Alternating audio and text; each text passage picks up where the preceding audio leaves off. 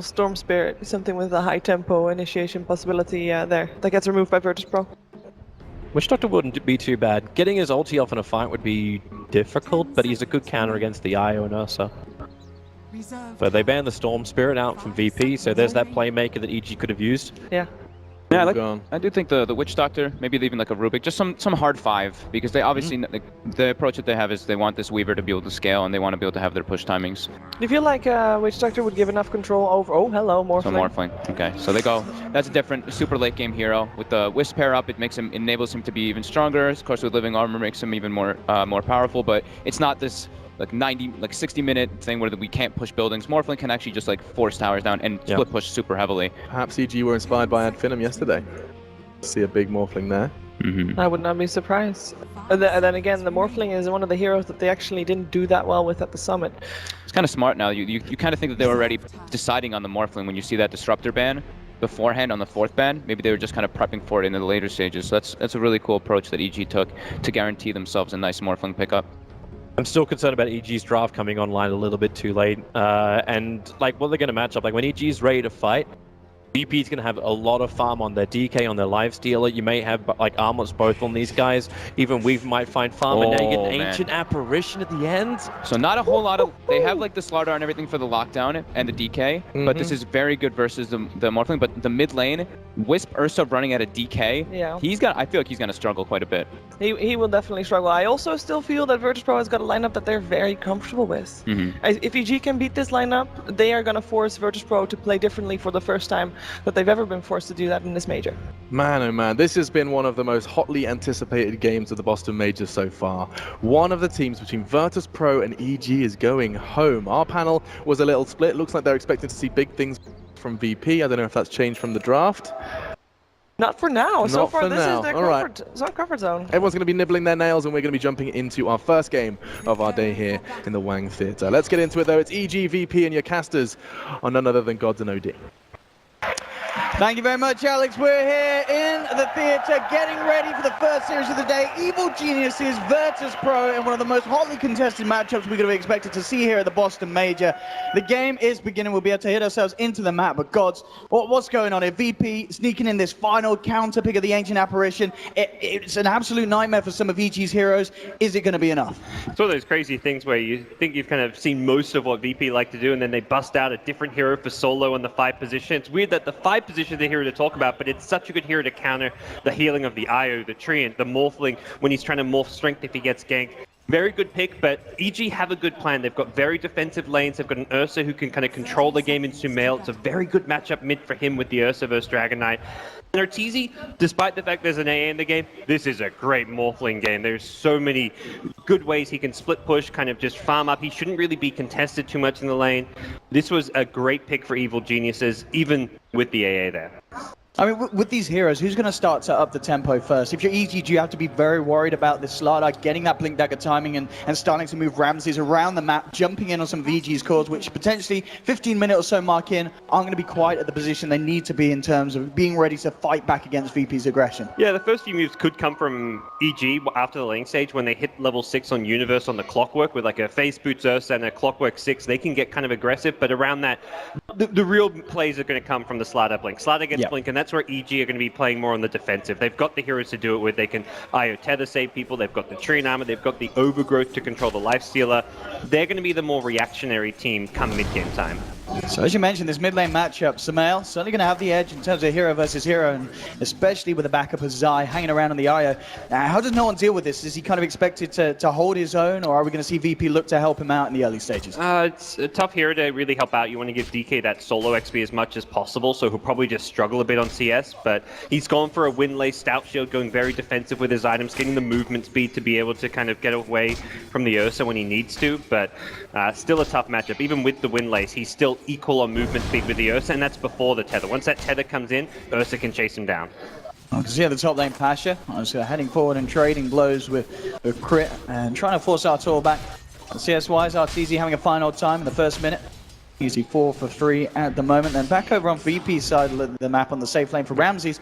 2-0 at the moment, so seems to have a little bit of a harder time, but he's got a good wave pushing in now. The Universe has just been trying his best to control the lane up, and he's already got that sentry down.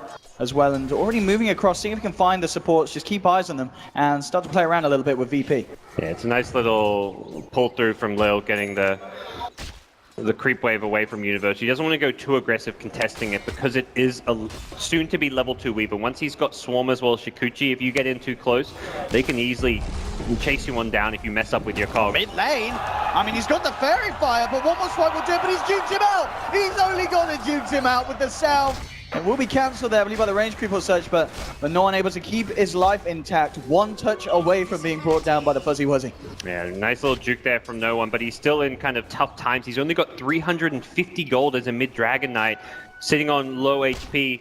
As it is, he's gone for a second point in Dragon Blood just to try and help salvage this lane a bit. Lil. I mean, it's Lil's support. I mean, you can't expect anything less from this man.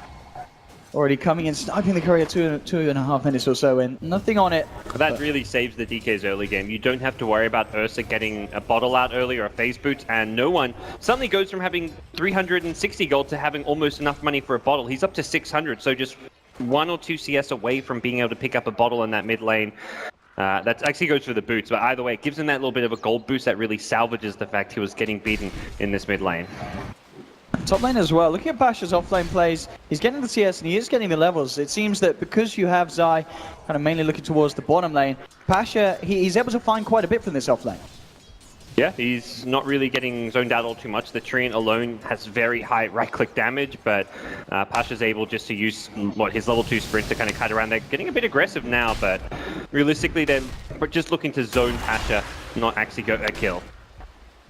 Alright, just trading blows at the moment. Back over to the safe lane of VP. Ramses 21 for 4. At the start, we saw Universe trying his best to slow down the farm, but Universe, similar to kind of Pasha, isn't really slowing down the safe laners as much, but Universe is finding farm. He's 8 for 4. He's hitting level 4, so as well, it looks to be on par for a good timing for that level 6, which, as you mentioned, is going to be pretty crucial for EG to step up the play before Slardar hits that blink timing. Yeah, they can make some moves, like the Dragon Knight at mid lane becomes in a very vulnerable position when Clockwork's level 6. We've seen a lot of these teams who will rotate their offlaner towards that mid lane. We saw Dragon Knights struggle a bit yesterday in some of the games. They can fall behind very quickly if they get ganked once or twice. Ooh, and here we have a bit of trouble around the bottom rune. Zai tried to nab it, he's not going to get it. It's going to be VP that turned that around into the face of Zai. Get Lil that first blood, and if there's one thing we've come to learn from watching VP games, if Lil starts to get kills early on, we're going to see this quick medallion and such, and it's an absolute nightmare to deal with a support Weaver if he gets this early farm. That's such a good rotation from Dragon Knight. He doesn't have a bottle. I imagine Zai's not expecting to be there because he has no bottle. Why would he go for that move? And mid lane Pasha, and it's coming for the early rotation. Zai is there, so it's going to make it pretty hard for VP to find anything out the back of this. In fact, Lil in trouble, points of Fairy Fire. It's not enough. Sumail and Zai outsmarting VP. We've seen them try for this time and time and again, VP. Whenever they play the Slardar on the offlane, they always rotate Pasha in before he hits 6, try and catch the mid lane off guard, but it's so much harder to do with the ward down, with Zai in position. It's a tricky move and it gets punished. Yeah, and EG have the defensive options. They have the Eye who can get that. They were hoping that they could do that perhaps before the Eye respawn, but he was ready to. Pasha kind of baiting Arteezy here in, and he's going to be fine there. Thanks. A little bit of a bait and switch, but Arteezy will be A-okay. The double Wraith Band doing so much damage from Weaver. Lil may force Arteezy kind of back to Fountain here, or perhaps at least something like a Salve to be ferried out. And also pressure being put up top, and at the moment Arteezy has been left on his own side. Eyes towards the bottom. Now Crit's going to return to lane, and Salve is there ready for Artur, getting him back into fighting position to continue this farm game. CS-wise, as we can still that mid lane. I mean, the CS difference is absolutely huge. Sumail 41 for 17 against no one's 14 for 0. No one, again, constantly being threatened to Sumail, just dominating this mid lane. Yeah, this is what EG like to do. Set Sumail up for success.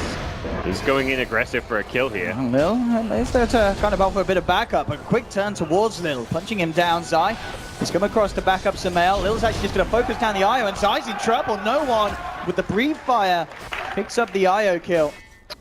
A lot of heroes converging in the mid lane for VP, so the IO kill's a bit rough. Zai obviously being the target of a lot of aggression, first at the bottom rune, now there, but realistically, it's Ursa's continuing to put DK under pressure. Ursa's kind of kept alive there, so it's not the end of the world. And Ursa with an Invis rune could threaten no one's life here.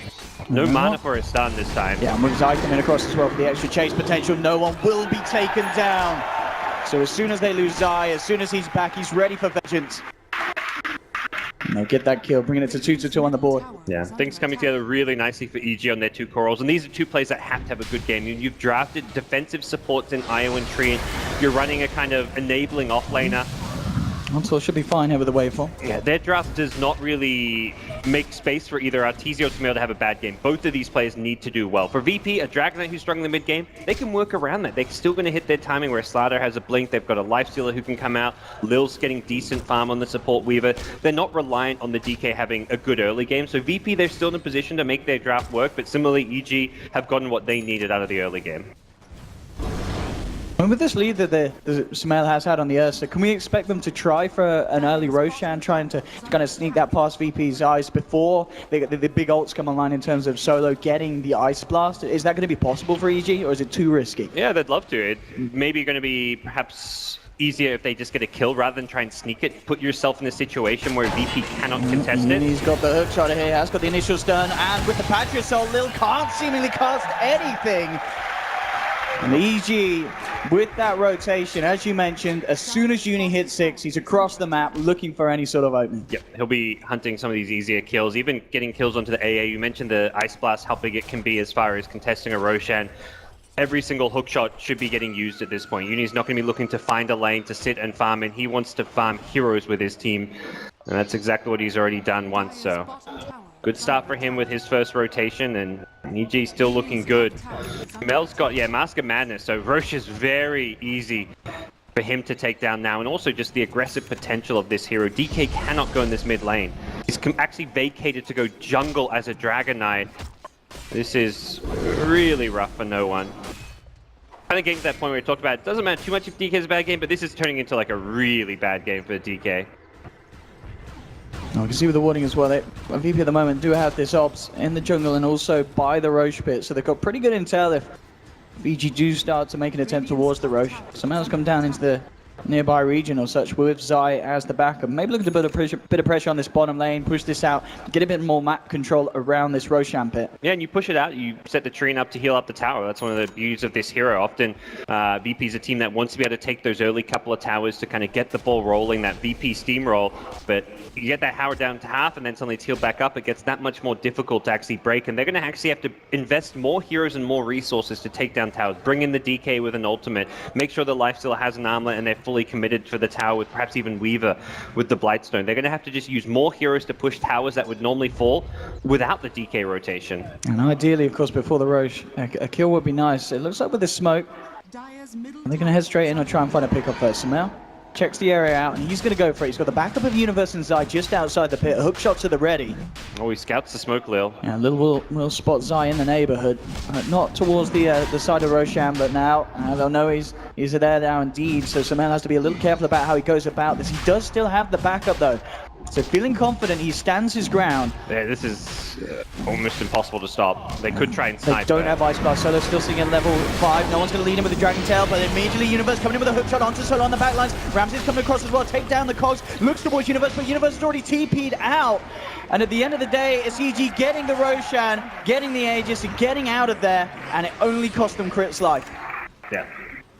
Perfectly acceptable there. I mean, the Treants, it's one of those games where playing a support this game is not going to be a lot of fun for the EG supports, but their job is to enable these cores. Sumail gets himself the Aegis with the help of the Io Tether. It does open up VP to take a tier 1, so I feel like VP, it's a Roshan they didn't need to contest, but this is a tower they need to take. EG want to fight this by looks good as well. Sumail, he's looking about coming forward, Dragon Tail for no one, and now moving in. Pasha tries for the crush, isn't going to connect, so Sumail is not going to even lose his Aegis here on this play down bottom. He's almost showing they want to go back in now that Enrage has come off cooldown, but VP have already vacated this bottom lane. Gives some nice needed gold the way of that Dragon Knight. It was Morphling though, who gets a tower trade. That was Arteezy taking the mid-tier 1 tower, not the safe lane tower I was expecting him to push. This is a much more important objective to take. A lot of access points on the map, being able to go into that Radiant jungle now through the mid lane, and also just taking away a nice little TP location very central for the VP side makes that an important play for Arteezy to make. I mean, for VP now, do you feel the priority is going to be just getting that Blink Dagger for Pasha done? They need to have some sort of jump to enable Ramses to start these fights. They do have level 6 now up on Solo. I mean, with that combo, they can blow up a fair few of EG's members. It's whether or not they can wait that long, because Pasha's not all too close for it. They may feel they need to make like a Infest play for then, using like an Infest in Weaver, or even like just getting Dragon Knight involved, go for a smoke play. There's a very deep Dire Ward that spotted numerous heroes TPing around the mid lane. It looks like VP are going to look to just kind of 5-man and brute force some of these towers. They've got the DK ultimate. There's a lot of armor on the Dragon Knight now with the Dragon Blood and the Helm of Iron Will. They feel confident that they can force EG to make a response, and Ursa's not a good hero to really defend towers with. Same thing for the Morphling. He doesn't have the items. He's going to be looking for the split push play. Now, Arteezy just working down the tier 1 up top. Crit on mid at the moment with the living armor. Does have Universe in the neighborhood as well. Hook shot at the ready. So if EG want to jump, they certainly can try for it. Easy yet to join. VP. Looks like they're on the verge of finishing off this tier 1. University straight underneath this wall, but he's going to jump in solo with the Ice Blast immediately onto Sumail. Sumail tried to chop down one, but Lifestealer jumps inside no one. Sumail just turns towards the DK, takes him down instead. They'll lose the Aegis and they will lose Zai, but they find the kill, not only just onto no one, but onto Basher as well. And Sumail, he's not done yet. He's looking for Rams. Ramses over the phase boot, seems to be a little too speedy, slows down Sumail with the upper wood, but Zai, he's come in, he's backing up Sumail, he's relocated across to enable Sumail to find the kill. And EG there, holding on to the mid-tier 1, taking 3 big kills, all 3 cores of VP being knocked to the ground. They just waited and waited. Sumail farming an Ancient Camp just to finish that Blink Dagger so he could make sure he got a great jump off. Ramsey made the perfect play. We'll see it again here. He instantly realizes he's in trouble, and then he gets the Infest to get himself out of there. He gets into the Dragon Knight. That saves his life, but problem is Dragon Knight's going down as well. Sumail at this point is just too strong and able to take out too many heroes in these kind of fights. And just the chase down, and of course that little sweet play from Zai, buying back, relocating into to just block Ramses. He did not expect it. Up to the high ground. Zai's there with the buyback, relocate, and just that little bit of a slowdown, allowing Sumail, once his blink comes back off cooldown, to jump in and finish off that big old kill of the Ramses Lifestealer. That was a big sigh, almost of very concern. big sigh from Solo. He sounds almost a bit worried there. Has hit level 6, the Ice Blast coming online, throws the first one at Arteezy, who waveforms away from a Weaver to not get himself caught out there. We'll see Zai and what he's done. 100% kill participation so far in this game.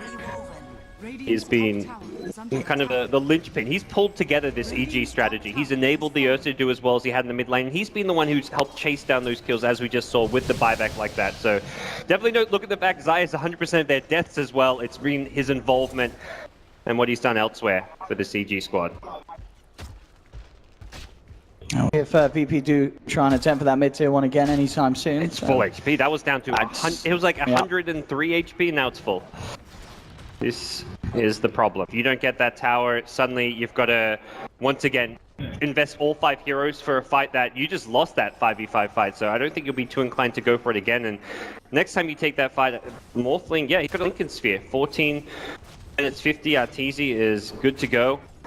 Bit slower than you sometimes see, but that's because he's got all these other small items. He's got the Treads, he's got a Blightstone, Quelling Blade, even the Magic Wand. He's gone for all these items to make sure he has the best possible early game.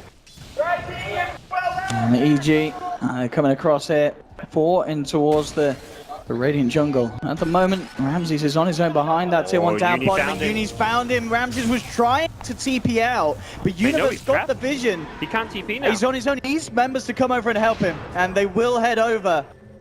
But as we can see, oh my goodness, just Universe with the sense of mind to check that out, cancel the TP, and cause VP again to just have to play around EG. He's found Pasha. Pasha, he's very, very close to his Blink Dagger as well. That's a big kill, as we're talking about. VP need Pasha to hit that Blink Dagger timing. Being knocked back, about 300 gold there. And crit, eyes on Ramses. Does have backup in the neighborhood. Universe doesn't have a hook shot though. But they're bringing over Sumail and Zai. Ramses in a lot of trouble here. He's going to be jumped on immediately, trying to rage and run, but crits there with the ult, holding the Lifestealer in place.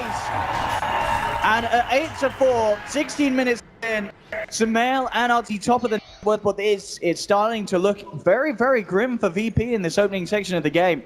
He may not be the elusive, annoying hero that the Bounty Hunter is. Crit is reminding me a lot of what we saw yesterday from MNT on the Bounty Hunter, just constantly scouting through this Radiant jungle, finding the kills and getting the map information for his team. The dire vision right now is insane. A deep lane ward at top, at mid, in the Radiant jungle. EG see everything thanks to this Treant Protector giving them all the info. And then he calls his team in. He finds a life, so he says, team, come and get him, forces rage. As soon as he rages, he pops the overgrowth. This Treant pick completely disabling Ramses in this game. Radiant's bottom tower. Pasha 100 away from that Blink Dagger, and yeah, no, actually gonna let him have the creep there to make sure he does get his way towards that Blink, the ever crucial item that Virtus.pro have been waiting upon. They have to do a lot with it. They really do. I mean, RBZ, he's had all the space in the world. They are behind right now by a big margin. They can't take towers. Normally this is a VP team who, the Treant would have taken at least a couple towers and not care they're behind on kills, but they haven't had that gold injection because of it. And this Treant Protector is keeping the tower alive, is keeping the vision game up. He's doing absolutely everything to make sure these EG carries can farm and just find the kills. Well, VP, we'll find the space to find a tower. Just require the four of them to push out. Meanwhile, pressure's being put onto their tier 2 on the mid lane from Arteezy. They are ready to fight though, smoked up. EG should expect the Blink Dagger to be online at The reveal, Pasha jumping in, can they blow down Arteezy with the Ice Blast coming in as well? They should make a good job, but he gets the chance to replicate out. I think he's alright in the health department that the Ice Blast is not going to bring him down, so Artur will walk that one off, and that's the Blink reveal done. And it didn't find that crucial kill. Still trying to play around this universe, holding on to the hook, comes across, disrupting the side of the fight here. Some trying to move in onto Ramses. Ramses raging, but Ramses, he has to run. Held in place by the root. Crit with the control of this team fight. Solo now being focused by Sumail. Artur comes across with the nuke to blow him down. Sumail finds the triple. They're taken down 4. Zai, he's chasing down Pasha. This Io with big old balls. 12-4 EG. I mean, it really feels like VP just haven't woken up this morning because Evil Geniuses are just 2 steps ahead. It almost felt like a VP team that looked almost broken by EG. The way they just chased after they used a lot to reveal the Blink and not kill Arteezy, and then they still chased up into the high ground. EG had the high ground advantage there, were ready for them. Arteezy wasn't that far away, he just had to walk his way back to the fight from bottom lane, and that amount that they're grouped up. You know, Universe comes in, he does get Dragon Tail, but just with the cogs controlling Lil and no one, Crit with a huge overgrowth there, holding him in place. Yeah. And they've actually just caught it!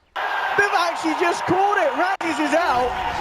Oh, I can't believe it! If you told me game 1 of today was going to end within 16 minutes, I would not have believed you. But Evil Geniuses were what I think was the quickest win we've seen on the main stage here so far. I'm speechless. This is the VP team that